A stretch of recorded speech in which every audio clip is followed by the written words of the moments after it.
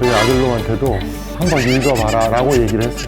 나 화장실 가고 싶어 죽겠는데. 책을 마감한 다음에 4월 말로 퇴사를 했습니다.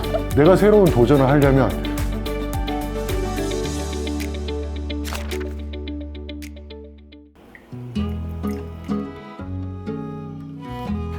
안녕하세요. 책과 함께 티타임 반찬일고 북살롱에 오신 것을 환영합니다. 오늘 반찬일고 북살롱은 드넓은 바다를 꿈꿨던 한 남자의 이야기로 시작해볼까 합니다.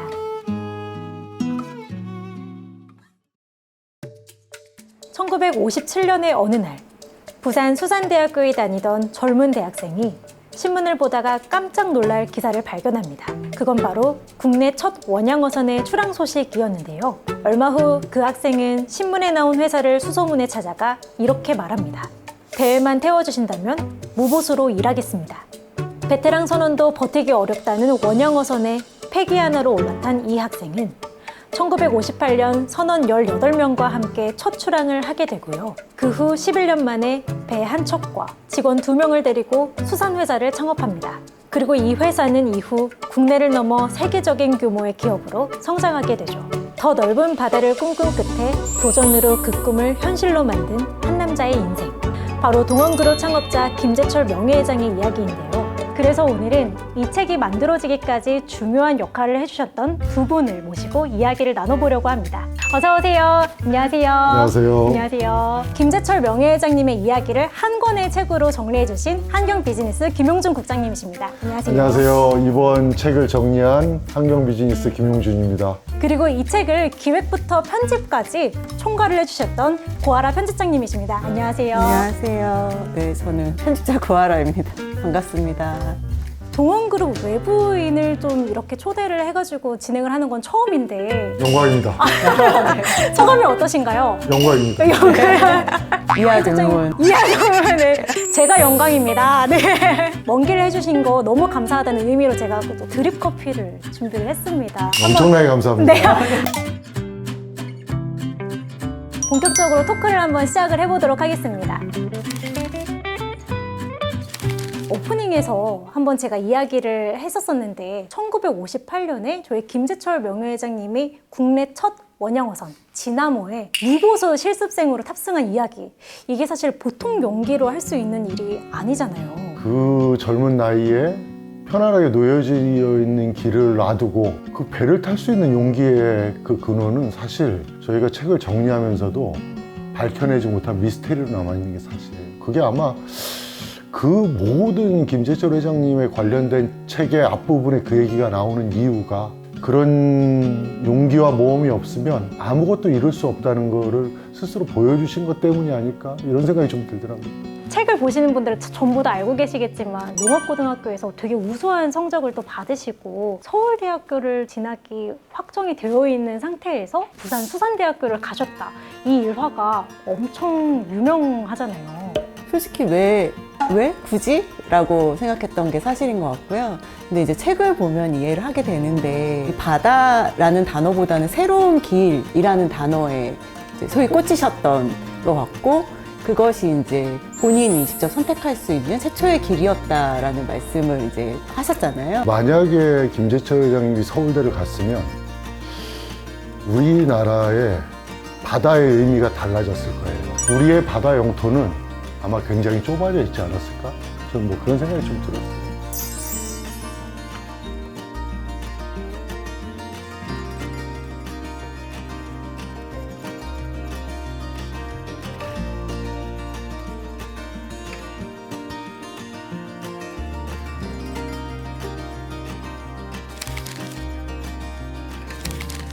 도전이 아름답다는 건 잘 알고 있거든요. 근데 실패할까봐 두려워져서 좀 주저하는 경우가 정말 많은데 명예회장님은 이 실패를 어떻게 좀 의미로 담고 살아오셨는지 그 부분에 대해서도 한번 이야기해 주시면 좋을 것 같아요. 회장님 그런 얘기를 하는 대목이 있습니다.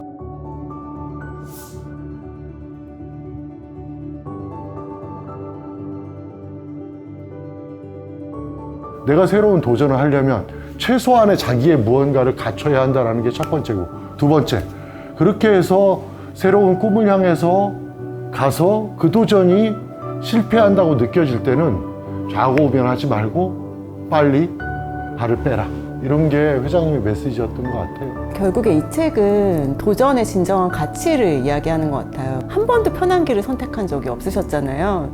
근데 그 과정에서 실패도 있고 성공도 있었지만 계속 도전해 왔던 회장님의 얘기가 요즘 젊은이들한테는 되게 응원의 메시지가 되지 않을까, 네, 그런 생각을 합니다. 이것도 도전이지요. 영어는 어떻게 하려고요? 그래서 영어는 가서 배우겠다고. 영어 못하면서 AMP 과정을 간다는 것도 도전이었고요. 제가 이제 이번에 책을 내는 것은 주로 도전에 관한 거기 때문에 젊은이들한테 그 도전 정신을 가지라. 막 그것이 그 책의 메시지고 그래서 출판사 입장에서 이 책을 출간을 하기로 결심하셨던 그 결정적인 계기가 있으셨는지 궁금합니다. 그 몇 년 전에 커뮤니티에서 그 참치 잡다 재벌된 할아버지 이야기 이런 글이 굉장히 화제가 된 적이 있었어요. 저도 그 글을 되게 흥미롭게 읽었고 이후로 이제 뭐 인터뷰 기사라든지 자료들을 보면서 그냥 단순히 도전이 거기서 그치지 않았던 거예요. 김재철 명예회장님은 본인의 삶으로 경험으로 직접 도전을 보여주시는 사전 밖에서 뛰어나오는 살아있는 정의를 좀 알려주실 수 있지 않을까? 그게 사실은 이 책의 되게 출간의 결정적인 계기였던 것 같아요. 출간을 하고 지금 시장 반응은 어떤가요? 이 책이 출간 한 달 만에 지금 5세에 들어갔고요.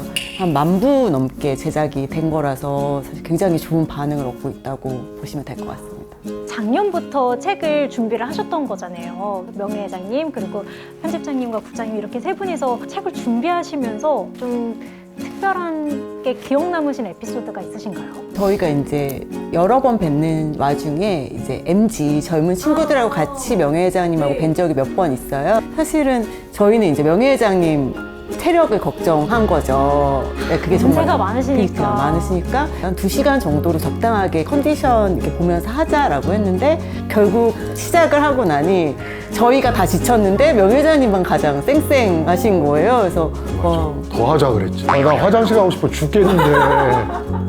그래서 저 에너지를 따라갈 수가 없구나. 가장 에너지가 넘치셨고 그게 계속 가는. 국장님께서는 명예회장님과 좀 특별한 인연이 있다고도 제가 많이 들었었어가지고 저는 특별하다고 생각하는데 회장님은 특별하다고 생각하지 않으세요. 농담이고요. 저 2019년도에 인터뷰를 하러 갔더니 회장님께서 은퇴를 한다 그래서 은퇴 기사를 제가 쓴 인연이 있었습니다. 그때 생생히 기억이 나요. 은갈치색 양복에 분홍색 넥타이를 입고 있는데 제가 첫 멘트가 새신랑 같으세요 라고 제가 멘트를 했어요. 실제로 그렇게 느껴졌고 올해 계획은 따로 세우신 게 있습니까? 라고 질문을 드렸더니 회장님 특유의 직설적인 화법으로 저 올해 은퇴합니다 라고 딱 대답을 하시는 거예요. 전 그 다음에 질문을 제가 뭐 했는지를 하나도 생각이 나지 않는데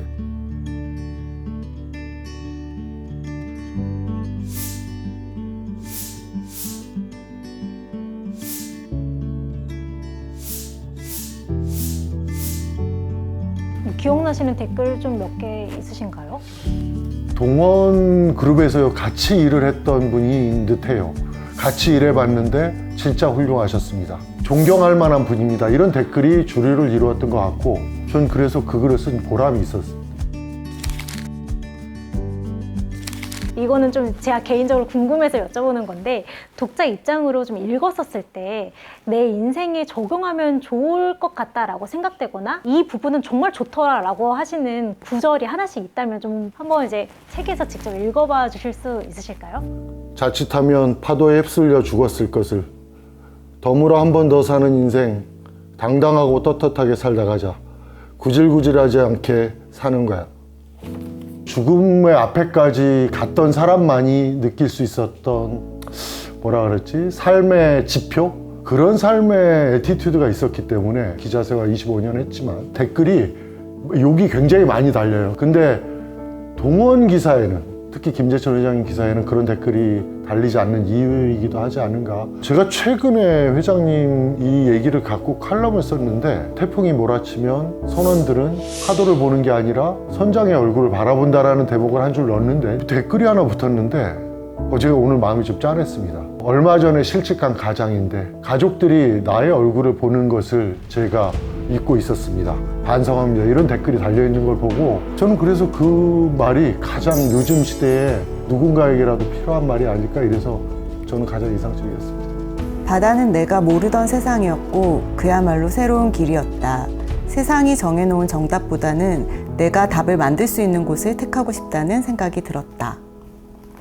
출판업에 들어온 지 한 17년 정도 됐는데 한 언젠가부터 이제 제 이름으로 된 출판사를 차려야 되지 않을까라는 생각을 하기는 했어요. 근데 이제 일단 돈이 없고 두 번째 용기가 없고 이제 명예회장님을 만나고 이 책을 만드는 과정에서 계속 뭔가 제 안에 이렇게 되게 꿈틀꿈틀 되는 게 있었던 거예요. 이 메시지가 가장 와닿았던 부분인 것 같아요. 저도 좀 저만의 답을 찾아가고 싶다, 나만의 길을 좀 개척해보고 싶다라는 생각을 하게 된 거라서 제가 이제 창업을 결심하고 책을 마감한 다음에 4월 말로 퇴사를 했습니다. 박수 쳐야 되는 거 아니에요? 이 책을 어떤 사람들이 읽었으면 좋을까요? 누구에게 추천을 좀 하고 싶으신가요? 저는 일단 우리 후배들에게는 한 번씩 읽어보라고 강제적으로 얘기를 했고요. 제가 젊은 기자들한테도 매번 하는 얘기인데 너넨 궁금하지 않냐? 이 얘기를 해요, 항상. 그건 뭐냐면 궁금증을 갖고 바라보지 않으면 세상은 되게 평면적인 것 같아요.